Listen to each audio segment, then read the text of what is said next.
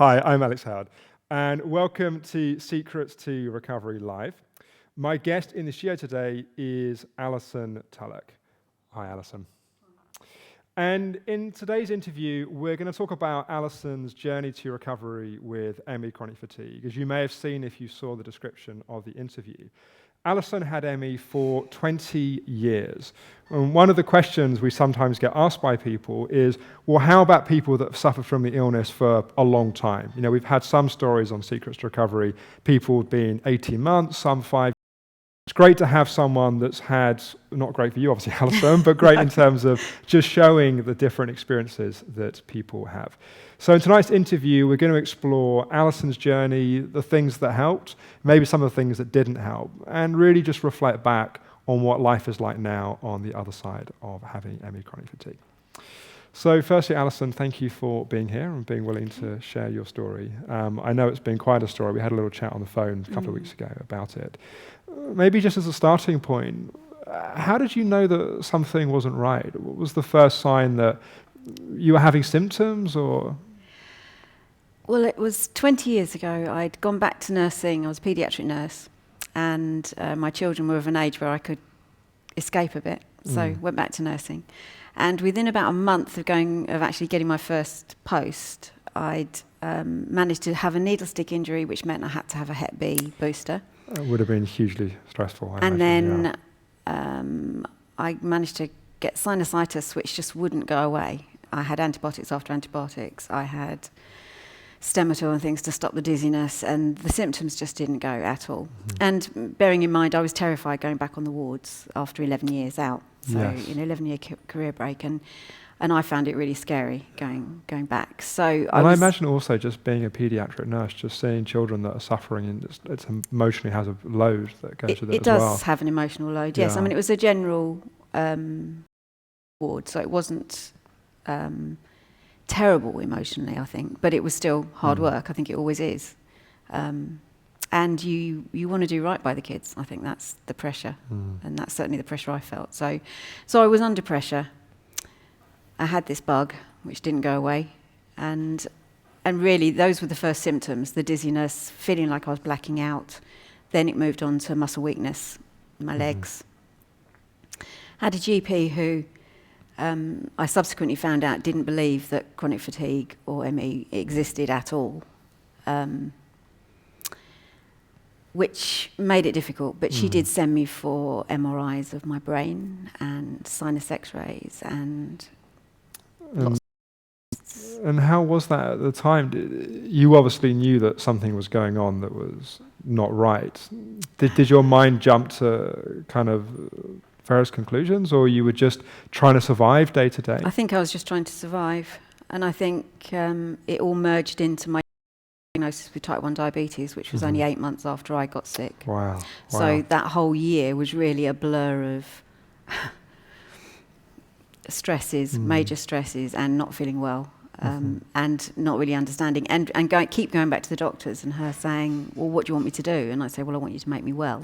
Right. And really, it hadn't dawned on me that all the sinus and head symptoms could be chronic fatigue at that stage, I think. Had you known anyone? I mean, we're talking 20 years ago, so we're talking in the mid-90s, and it's obviously a time where, it's frustrating now in terms of lack of understanding of ME chronic fatigue, but it was actually back then that I was first diagnosed, and there really was a huge amount of lack of just even very basic awareness around it. Yeah, I don't think I had a lot of awareness, and I don't think I really knew anybody who suffered with it. Not immediately. I think within the next 2 or 3 years I came across people, and I subsequently changed GPs, and in fact I changed to a GP whose daughter had been chronically sick with chronic fatigue, and he did a whole raft of tests and diagnosed me formally and started me on amitriptyline and suggested counselling, which I went, why do I need counselling? Yeah, well, I know. I'm physically sick. I mean, obviously, I know where the story came to. You've kind of come full circle with the whole counselling thing. But at that time,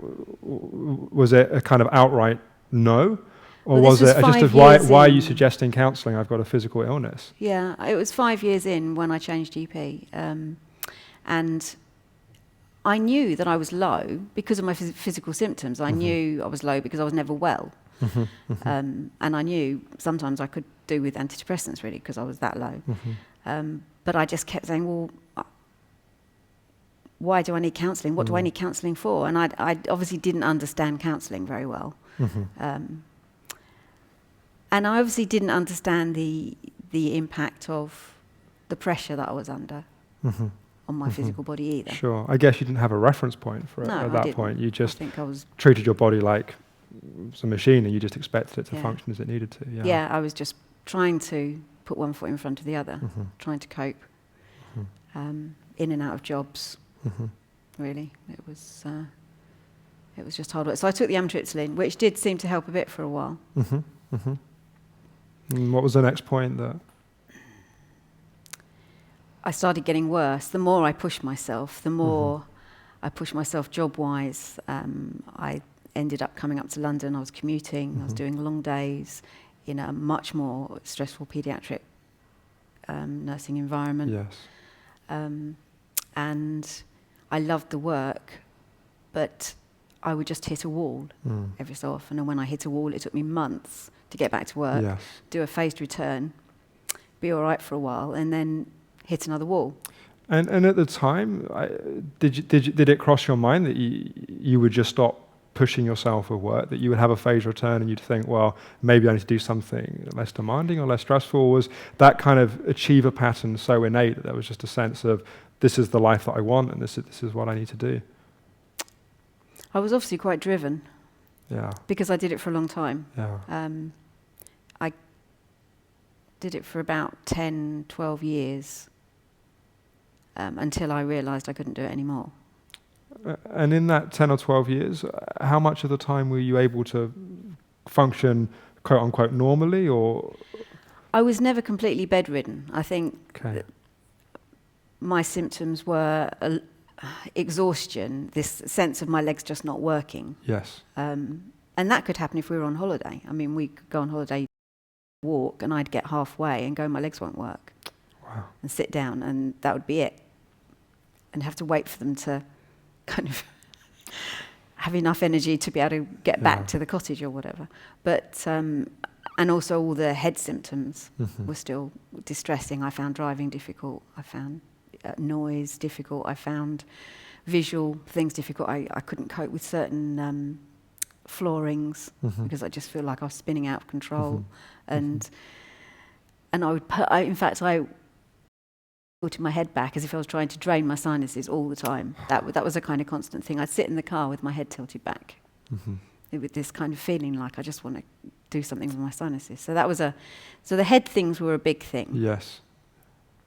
And emotionally, I wasn't good, but I didn't realise how bad I was. Because you didn't have a language for it? You weren't in touch with it? Or it sounds like a lot of the time as well, you were just kind of in a survival mode. Like you were just trying to kind of get through each day and recover from each relapse. And yeah, I think I was in survival mode. And I think I was so blind to the impact of fear and anxiety on my health. I think that's the thing I look back on now, and I think I just didn't realise what an impact that was having over years and years and years of it. And now I understand more. I look back and I think, oh gosh, why did you let that go on? Why did you live like that for so long? But I think, I'm sure I know you answered probably your own question in a sense, but I think part of the reason why we do that is it's like we don't know how else to be. Yeah. It's like that's our identity, that's who we are, that's the person that we know ourselves as our family know us, our friends know us as, and it's like we just have to keep being that person until something happens. But it's like we have no choice but to kind of see it a different way. So we're 10, 12 years in, I guess, at this point, and you've kind of had a number of kind of relapses and gradual kind of recoveries. Amitriptyline helped a little bit, but perhaps in some ways it almost masked the symptoms, that it's kind of you've been able to keep pushing yourself, although it totally can really have its place for some people. Was there any treatments that you used in that time? How did you explain to yourself what was happening? Did you get a diagnosis? Apart from the diagnosis I had after 5 years, nothing after that. Right. Okay. Nothing at all. I just kept driving and driving and driving. And it wasn't until I stopped nursing and actually had time to think about things and to really start processing it. I think I gave up my last nursing job and let my registration lapse deliberately so I couldn't go back. You kind of like the Vikings, you kind of burnt the boat. Yeah, So I did. I deliberately burnt the yeah. boat. And I found really difficult because I didn't want to do that. But I knew I was never going to get well. So by that time I'd got to some understanding that this was not good. Right. I'd started to do a bit of research, worked out that probably I had issues with mitochondrial function. Read a lot of gooky stuff that I couldn't make head nor tail of, didn't really know. And we're still talking, 8, 9, 10 years ago, I guess. Yes. And came across things that I thought, well, is it my fillings? Is it my amalgam fillings reacting with my gold fillings? Is it this? Is it that? Where do I start? Which bit do I start with? So I started by calming down a bit, I think. That was probably the thing, physically and... And just, I want to come back in a moment a bit more to the kind of treatments, but just that point that you gave up nursing, I mean, obviously that was, as you mentioned, like a big thing. What was different at that time? Why was that possible then and it wasn't possible before? Like, what supported you in reaching that point of going, I have to prioritize myself and my recovery over anything else? I don't think anything dramatically had changed. Our financial situation hadn't altered an awful lot. I did put pressure on everybody by stopping my job.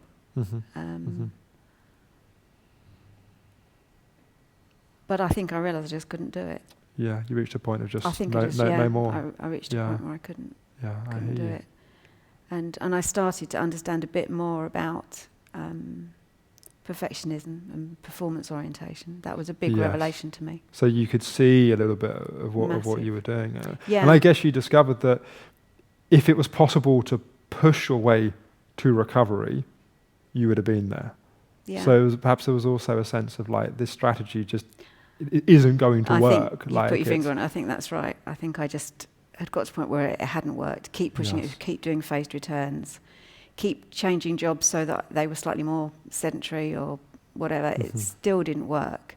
And I was still emotionally knee-jerking, I think. My last nursing job, I didn't leave it in a great way. And so you were still trying to prove to yourself somehow that... I couldn't handle criticism. Okay. I think that was the biggie. And I think that was one of the things that brought me up sharp.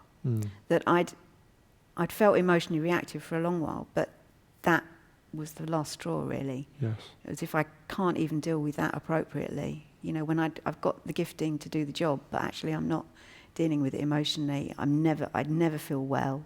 That's obviously not helping, but there's something else adrift as well in there. And I think the penny was starting to drop, that this wasn't just a physical disease. That helped. Yes. There was a knock-on from the sinusitis. Yeah. There were other things going on. Sure. So you reached the point that you started to look more at the physical side and you were coming across the kind of plethora of different options and treatments.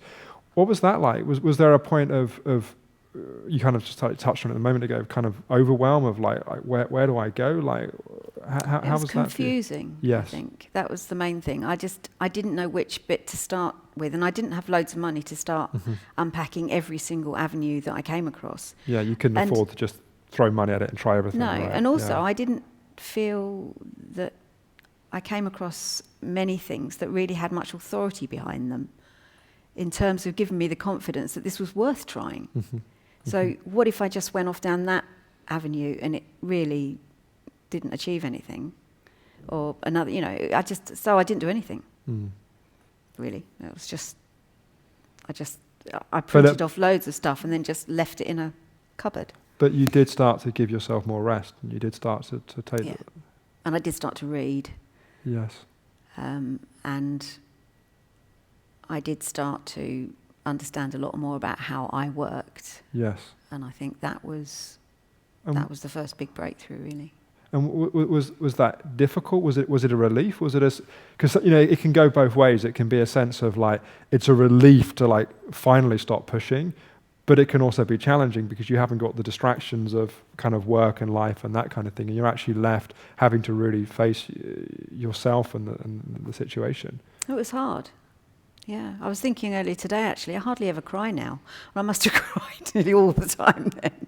Yeah. I think, you look back and think, gosh, yeah, I cried a lot. it was difficult. Yeah. It was a difficult time. I mean, I did do things. I started a little fair trade company because I can't do nothing. That's the trouble. I'm dreadful. There's not any achiever patterns or anything going on here. No. Okay. No, I'm in complete denial. No. Well, not complete denial, because clearly enough resolution to get to recovery, which is all that's necessary. But I did do some things. But I had enough time and much less pressure. Yes. Okay. And I think. Yeah, it was difficult. I think it was difficult emotionally to face some of the things, but also it was a relief when you read a chapter in a book and you go, "That's me." Right. Oh gosh, I can't believe I've been like that, and I've been so thick. There's a little bit of inner critic going on there. I noticed. There's a bit of inner critic, but I think that's something I might talk about later. I don't know, that sense of forgiving yourself. I think you have to come to that place of forgiving that's the thing, it's like it's so easy with the kind of the wisdom that comes, especially from hindsight, and where you can look back and you go, wow, I can see that there was perfectionism, there was the achiever, there was all this anxiety, there was denial about recognizing what's going on. But at the time, it's like we're always doing our best, you know, and we're actually suffering more in those patterns, not less. So if we need to beat ourselves up, we've had the pain. Yeah. It's like there's no need to give more. That's right. No, that's true. So at what point did you start to actively more engage in treatment beyond kind of reading and noticing the patterns, or did that phase last quite a while of just kind of almost self-supporting? And I think a couple of years it was me doing a lot of the work and me thinking, oh, I'm getting there, but actually I wasn't changing much physically. Okay. And were there particular books you read that you want to mention? No, there was nothing. There were just bits I came across that kind of just made me open my eyes. They weren't. I don't know that they'd be particularly helpful for anybody else. They were just things that just spoke one of those to you in moments. That moment. One of those little moments that just go, oh wow, light bulb moments. But it probably took me a couple of years, and then I gave up the fair trade company, and at that point I was really low because I realised I'd lost hope in a way of ever being well. And although I felt as if I'd been trying to work towards that, I hadn't managed it. Yes. And although I'd started to make a little bit of inroads emotionally, I still wasn't there. I was still quite reactive, and I still knew I wasn't right. And that's when I thought, it was a friend from New Zealand, actually. She'd gone back to New Zealand, and she'd also got chronic fatigue, and they'd found that she'd got mercury poisoning. Mm-hmm. So she was doing chelation. Mm-hmm. And she happened to come back, and we met at a barbecue. And that was the trigger, actually, seeing her. I thought I need to go back to the drawing board. Because you saw someone that had found an intervention that for them had made a difference? Well, it hadn't made a difference yet, but she'd found an intervention that she was pursuing that gave her hope. Yeah. And I realised how, it was through that really that I realised how hopeless I felt, that I really had lost hope, that it had been, by that time, 18 years, and I'd had enough, really. Yeah. Understandably so. So I went back onto the internet and came across, for the first time, Optimum Health Clinic. And when I read your kind of strategy for treatment, it was amazing. I just looked at it and thought, this brings all these things together. It just made so much sense. So I had my 15-minute chats, and I came up October before last, so 18 months ago I came up for my... And when you, at that point, where because I think you certainly made some progress in the years prior to that in terms of, I think, am I right in saying, in terms of how you'd been self-managing better and support? So where were you, would you say, at that point? I'd started my first year counselling training. Okay. Yes, I forgot that bit. It's quite key, really. About a year before that, I thought I was handling my son's diabetes okay, and then something happened. I took him somewhere and lost him, and he was an adult, so this is not a toddler we're talking about, this is an adult. But it was still emotional. I had a complete meltdown. I was absolutely beside myself. I couldn't believe my reaction. I was dreadful, absolutely dreadful. And I happened to have a checkup with my GP about blood pressure, which had been sky high for a long time, due to what I was putting myself through, I think. And I was on 2 medications for blood pressure at that point. And I said, this is what happened yesterday. I can't live like this anymore. And she said, I really think you need some counselling. So she said, I'll send you for CBT. And I went, okay. Was there a difference in your reaction then to what there had been? Yeah, I was desperate. Yeah, okay. I realised I had that situation with Ross had made me realise how completely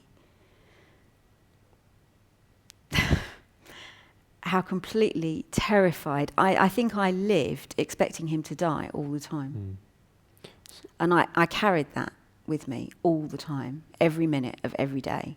So it's almost like your desperation was greater than your cynicism, or your kind of, there was like enough, like, I have no choice. This has to change. I realised I couldn't live like it. It was such an irrational reaction. I thought, I can't live like this.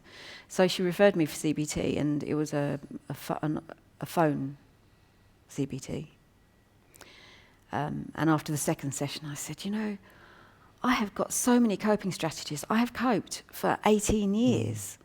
I don't need any more coping strategies. This is not going to work. So I then talked to a friend who runs a counselling agency, and she local counsellors and pointed out one that she thought might suit me because she knows what I'm like. And I phoned this lady and saw her for 6 months, and she was absolutely brilliant. And I have such respect for her. I had such respect that I started counselling training because that's about the biggest compliment you can give her. It was massive. Yeah, she taught me such a lot. But she listened. I think being able to really talk for the first time and have someone really listen was amazing. But especially when it sounds like you got used to not really listening to yourself in terms of being quite hard on yourself and pushing yourself, that it was kind of modelling the kind of support and softness that you needed to learn. She was kind to me. Yeah. She was really kind to me. But she also challenged me to get back in touch with my creative side. She challenged me in terms of meditation and mindfulness and things like that. So I started to make some inroad. And then after I'd had that 6 months with her, I still was physically sick, and that's what I was getting low about after that time, because I'd had this time where it felt very affirming. It was a really good time. I'd learned a lot about myself, but I was still sick. And it was like everybody was saying, well, you should be sorted now, because after all, ME's just in the head, isn't it? Right, and you'd explored some of the emotional side. Yeah, so now you've sorted the emotional side, you should be all right. That must have been quite annoying to imagine. Put myself in your shoes and think that's like. So that was really difficult, and then that's why I got so low. I think after the counselling, that because you'd engaged with that work. I engaged. I'd done it for goodness sake. I'd accepted that I needed it. Yeah. I'd embraced it. I'd run with it as I do with most things. I'd picked it up and done research and done it to the nth degree, and but I was still physically sick. Yeah. And not getting any better at all.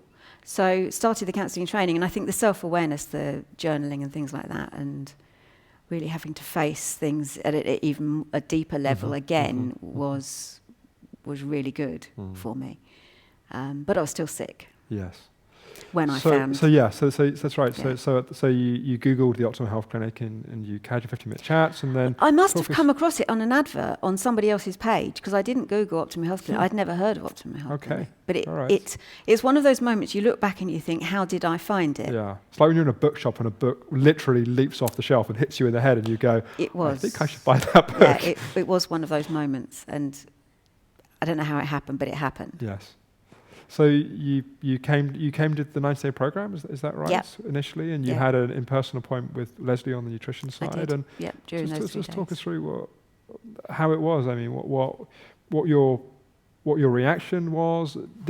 Was there a sense that you said when you saw the information pack there was a sense of kind of like, this makes so much sense? Was it just a smooth journey from there? Normally it's a bit bumpier than that. I'm curious as to how it unfolded. I think I was very positive about it. I had some concerns. Yes. Which I think is probably quite natural.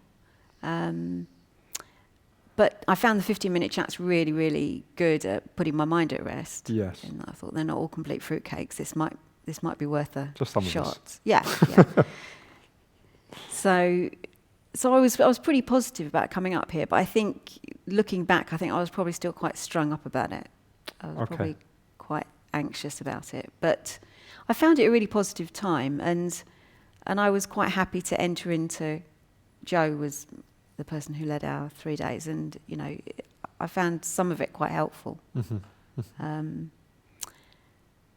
And it was really good to meet the others as well and to share experiences. And I thought, it was a very positive 3 days. So no, it wasn't particularly bumpy, apart from the fact that I still was the opposite of chilled. Really. Yeah, you were still running the patterns. And so you started working with the tools and the various things, especially because it sounds like you had a lot of awareness at this point, and you started to work in some of the bigger parts of the patterns. Yeah. But it sounds like you hadn't yet really calmed down your nervous system. No. So I'm wondering how that process was from there. I don't know what was said because I can't actually remember but I remember going home for my 3 days, and I'd cleared my calendar, which is very unlike me. But I'd completely cleared my calendar, and I sit for a couple of weeks, and I said, right, I am calming my nervous system down. That same will that, in a sense, had been a source of pushing too hard was then applied to actually committing to calm things down. I was absolutely going to calm my nervous system down. And I didn't watch television. I listened to music, which I rarely do, actually, these days. But I listened to music. I breathed. I consciously sat and breathed a lot for that 2 weeks. And I could feel myself just going, just calming down. And then when I then started to do things again, I started to have problems. How do you maintain that calm state while you're doing things? And I think, in fact, Leslie sent me the pacing document, which was really helpful. And then I got hold of a piece of paper and I did a grid, and I had every day, I had lots of slots for every day, and I worked out what was depleting and what was positive, and for all the different areas of my life. And I was only allowed to have a certain amount. I had to balance every day with all these different things. So I then had my grid for the week, and I had to stick with my grid for the week. And sorry, go on. Just to get me into the habit of thinking about, is that depleting, or is it actually building you up? Are you getting a balance in the day? And after I'd done that for a couple of weeks, I found I could do it a little bit more naturally. And I always find it really fascinating when people go from having certain personalities that are causing them to push themselves and drive themselves, and then actually those same qualities that have caused them to get sick, used in a positive way, actually can become part of the source of recovery. So that kind of focusing on kind of detail and kind of, really putting your focus on it actually sounds like it was a really helpful thing, done in that way. It was, yeah. And I think, and with the self-awareness, the increased self-awareness, I think you realise when you just have to, just don't take it quite so, you don't have to finish everything on that list for today. Yeah. If you don't have time, it doesn't matter. It's okay. Just go with it, it's not a problem. Yeah. So I think learning to recognise that you don't have to finish your list of things to do. Even if that's a good thing, you don't have to do it. It's okay. It's when you get it, it's life-changing, but it can be really hard to see that. So, and talk us through on the nutrition side. So you saw Leslie in person initially, and I think you worked with her by phone and by Skype from there. How was that journey for you? Well, it's been an amazing journey. Started off, I think, immediately gluten-free and reducing sugar and refined sugars and processed food, which of course I embraced wholeheartedly, as is my wont. And I did start to feel better. I had mitochondrial testing, which was low, and various other tests, and started to see a little bit of improvement. And of course, by January, I came in October, and by January I decided I was well. Oh, right. Oh, good. Okay. That was it. I was better. Okay. And that was that. So, life could get back to normal, and I could start cramming everything in again, and I could start eating what I wanted. And old habits die hard. That didn't go well. Yeah. So what does that? I'm curious, because I think that's not an uncommon thing to do. That it's like someone's been ill for a long time, they figure it out, right, all good. What happened? I was still getting delayed fatigue, but I was in denial for a little while. Okay. But then you obviously recognised it, and you. Yeah, with Leslie's help and probably Joe in there as well, and Joe was still giving me some input and some useful tools as well along the way, so that was really good. So I continued with that. I did change my diet radically, obviously. And although I had a bit of a blip when I thought I was well, I went back to pretty much doing that.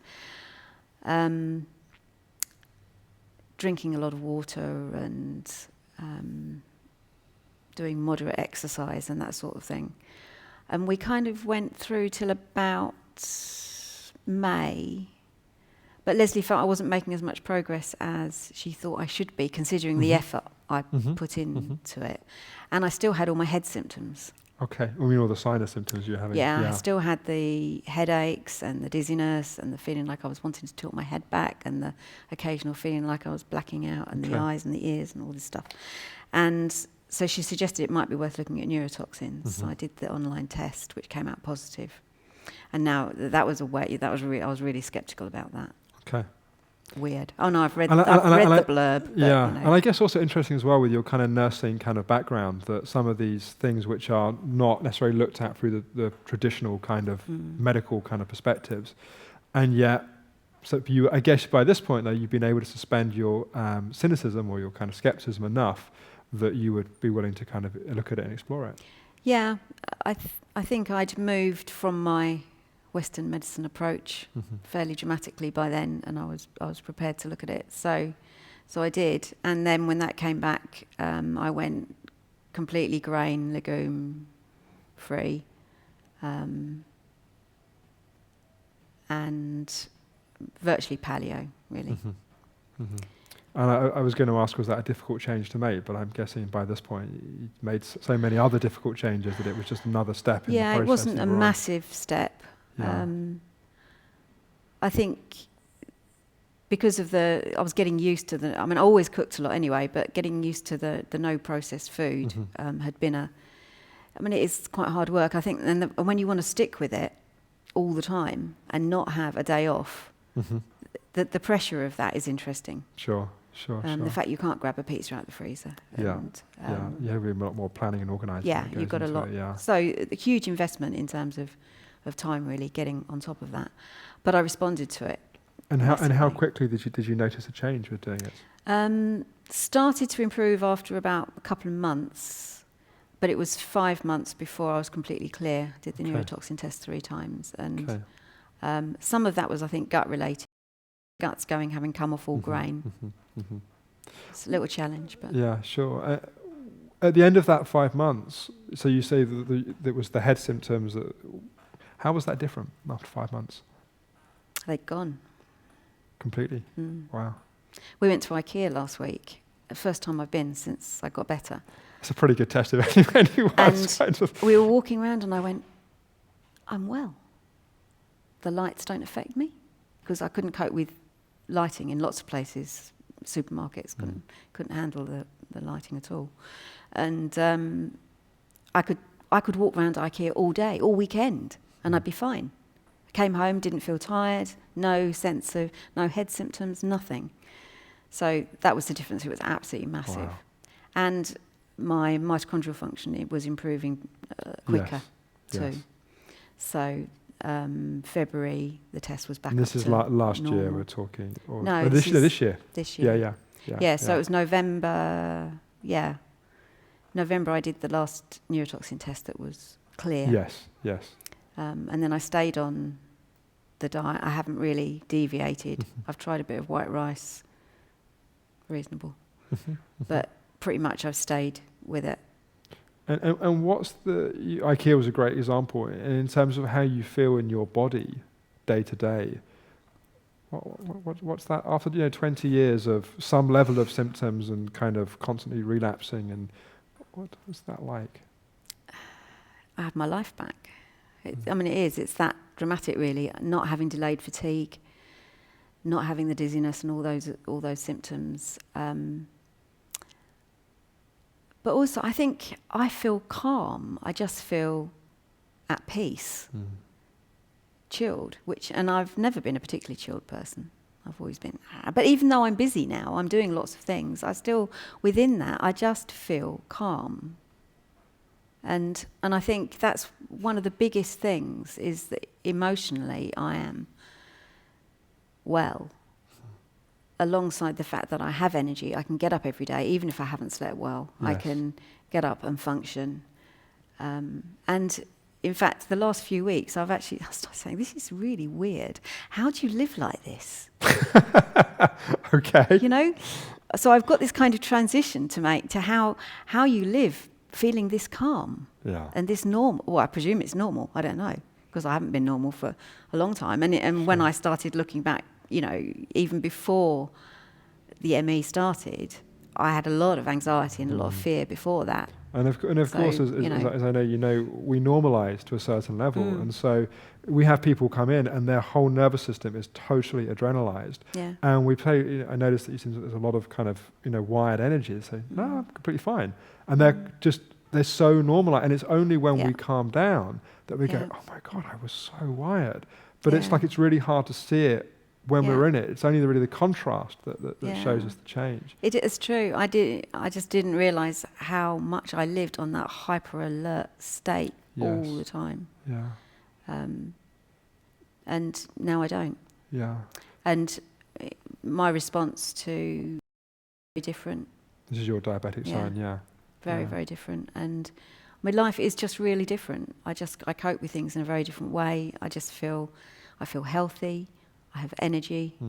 Well, there's also a kind of physically, you look very different. You were showing us a photo earlier. I've lost 4 stone. I forgot that. Yeah. So the photo that we're going to show, when was that photo? Do you remember that photo? That was 5 years ago. Yeah, so it's just kind of come up on the screen there. Oh, yeah. So, yeah. Thank you for that. But I mean, it's a pretty remarkable difference. And, you know, in a sense, you know, we could say that, you know, that's just aesthetic. Of course, you know, that's one measure. I think the more important measure, of course, is how you feel inside of yourself. I think that's the definitely. thing that's really kind of fundamental. Say a bit about life now. You kind of alluded to the fact that you're now training as a counsellor, and it's kind of interesting. We get to go full circle to 20 years ago. It was like, I don't need counselling, and then it's something that, you know, in the course of the sessions you're having, this woman that obviously really inspired you. It's like it's now become a whole new direction. So say a bit about that and what it's like to be doing that for you. It's been a really good journey, actually. I've learned a lot, and I don't know how much I will use it in the future. Tomorrow is my last session of the level 3 counselling certificate, so I finish tomorrow. I've got one more piece of work to do. But I know it's really impacted how I relate with people and how I listen and support, and I do pastoral care stuff locally. So there's an element of me using it in that and being able to listen. And I think learning not to be a fixer, taking that pressure off. And it's really interesting you say that, given that you're doing training in a field which is taking care of others, but you can see the difference between being in a role of caring and supporting, but not taking responsibility for other people's things. Yeah. And that's a really important insight. Yeah, and I think I've learnt probably the hard way that in the end we learn by our own revelation. We change by our own revelation that we get inside us. You can't put that on somebody. You can't say to them, well, you know that. You can't say to them, do this, do that, and everything will be all right. Because they've got to really understand in themselves that that's what they need to do. Well, as you experience in your own journey, it's not just getting it as an idea, it's getting it as your lived experience. Yeah. And someone can understand the importance of calming down. They can understand even what to do. But the actual lived experience of doing that is just a different... the difference between knowledge and wisdom. People sometimes say knowledge is to know something as an idea, and wisdom is actually to be able to really live it. Yeah, so that's... And I think I will use that training a lot in the future. Even though I'm thinking now about going into the nutrition side as well, the functional medicine when we nutrition spoke a couple of weeks ago. Yeah, because I'm... We'll blame that one on Leslie, shall we? We will. We'll blame that on Leslie, yeah. Okay. Although she didn't know about it. I rang her, did you go to this college? And I'm just curious also, is your wider life, like what that's like now, especially with the contrast of all those years. What's it like now?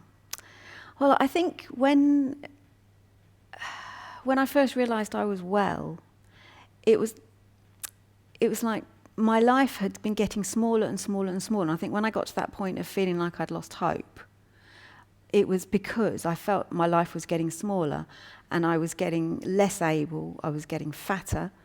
And what was the future for me? Ill health into old age. Yeah, there's nothing to feel excited about, yeah. Well, I don't know about excited. It was just so depressing, that life getting so narrow and so small.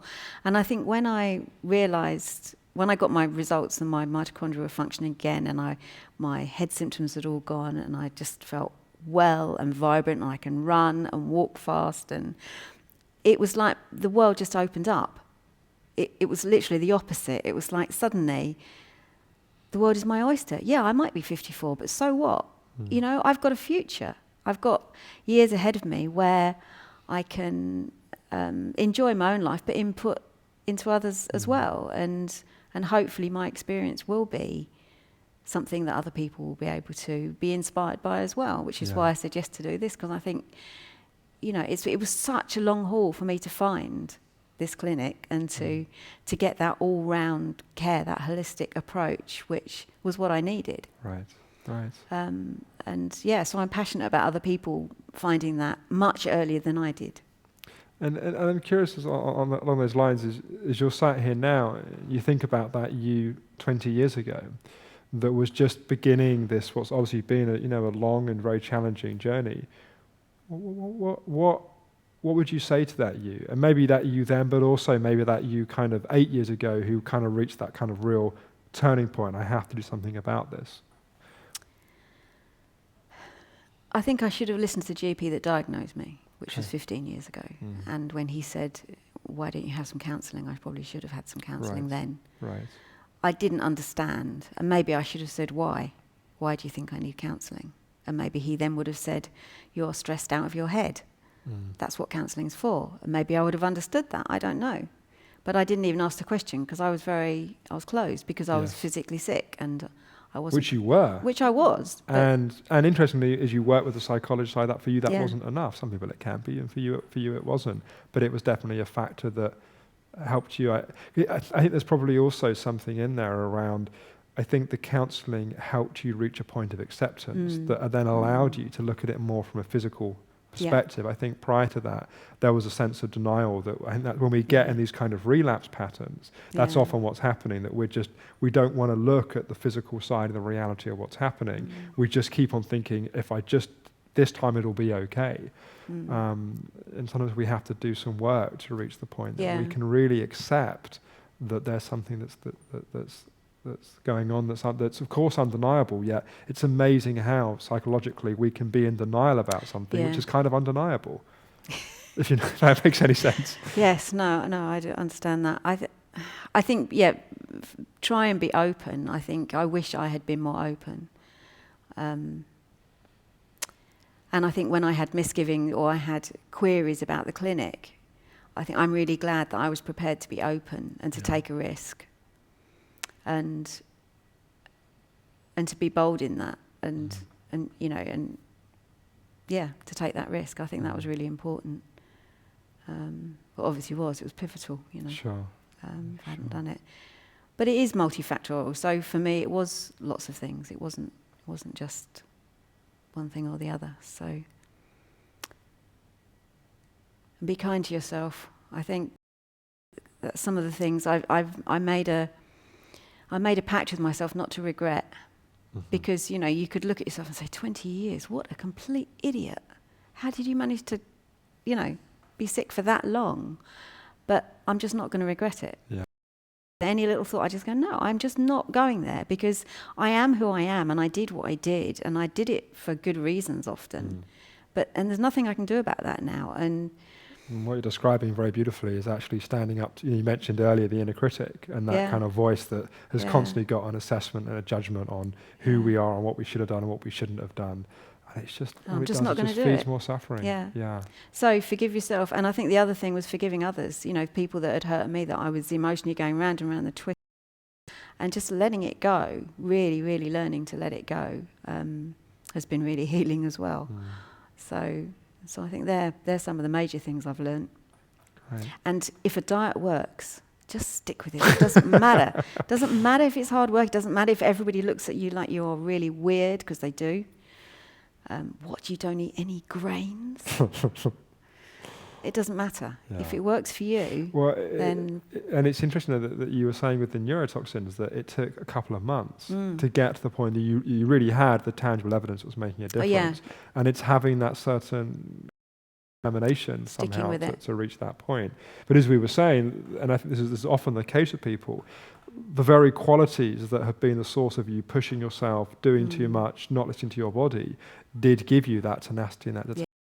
See through things like calming down your nervous system, going on a grain-free diet, and engaging with the various things that you did. And then you can start doing grain-free baking. There you go. Be a crazy person. What can I say? Alison, that's a pretty good endpoint.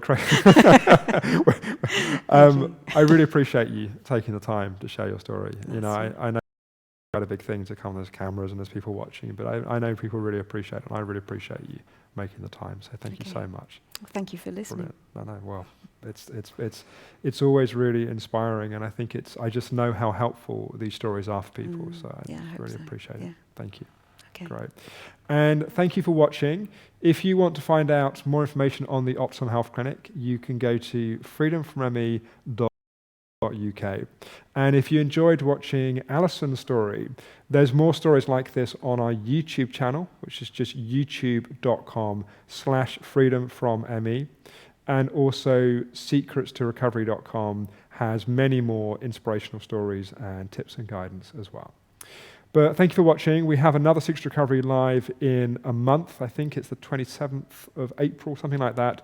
But we'll certainly let you know nearer the time. But for now, thank you for watching, and good night.